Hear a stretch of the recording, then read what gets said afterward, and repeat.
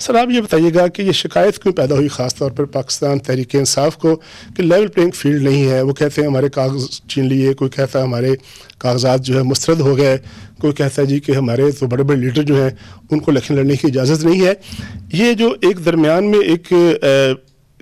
درمیانہ روی کی بات ہوتی ہے کہ ہے یا نہیں ہے، اس سچویشن کو کیسے ایکسپلین کریں گے آپ؟ یہ جو شکایت ہے آپ نے اپنے ابتدائیے میں بھی بتایا تقریباً سبھی کو ہے۔ مسلم لیگ نون کو کچھ شکایت ہے کہ جی سندھ میں ان کے پاس لیول پلینگ فیلڈ نہیں ہے، پیپلز پارٹی کو شکایت ہے پنجاب کے اندر، مولانا فضل الرحمان کو شکایت ہے کہ جی کیونکہ سیکیورٹی کی صورتحال بلوچستان اور خیبر پختونخوا میں ٹھیک نہیں ہے اور ان کے رہنماؤں پر حملے بھی ہو چکے ہیں، تو ان کا خیال یہ ہے اور وہ کہتے ہیں کہ جی ہمارے پاس لیول پلینگ فیلڈ نہیں ہے، ہم تو کمپین ہی نہیں کر سکتے، ہمیں بہت سارے دھمکیاں ملی ہیں تو اس وجہ سے ہمیں بھی نہیں ہے۔ تو تقریباً پی ٹی آئی کو اس میں شامل کر لیا، انہوں نے اپنا دکھڑا سنایا،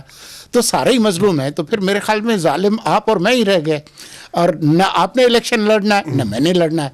تو میں سمجھتا ہوں کہ یہ جو بیانیہ مظلومیت کا جو پھیلایا جاتا ہے وہ اس لیے ہے کہ شاید اس سے ہمدردی کا ووٹ ہمیں ملے گا،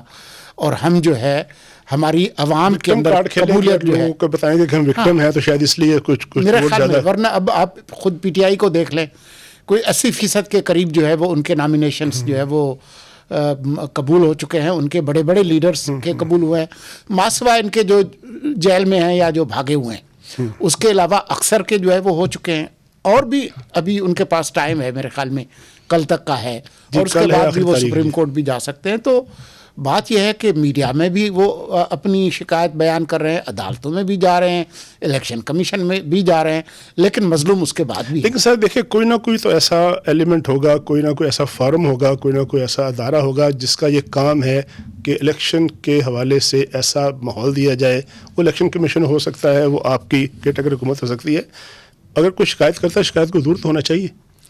دیکھیں، شکایت کرنے کا حق تو آپ ان سے چھین نہیں سکتے، اور تنقید کرنے کا بھی، اور اپنے آپ کو مظلوم ثابت کرنے کا جو حق ہے وہ بھی ان سے چھین نہیں سکتے، لیکن میرے خیال میں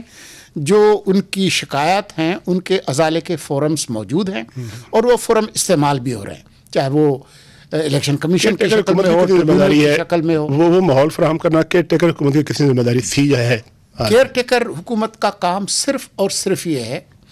کہ آئین کے آرٹیکل 218(3) کے تحت الیکشن کمیشن جس کی ذمہ داری ہے آزادانہ، منصفانہ، غیر جانبدارانہ اور شفاف انتخابات کرانا، اس میں ان کی جو ضرورت ہے وہ ہم پوری کریں۔ ان کو انتظامی مدد چاہیے، ان کو مالی مدد چاہیے، ان کو سیکیورٹی کی مدد چاہیے، اس کے علاوہ ہمارا کوئی کام نہیں ہے۔ ان کو اگر کوئی نظر آتا ہے کہ جی فلاں افسر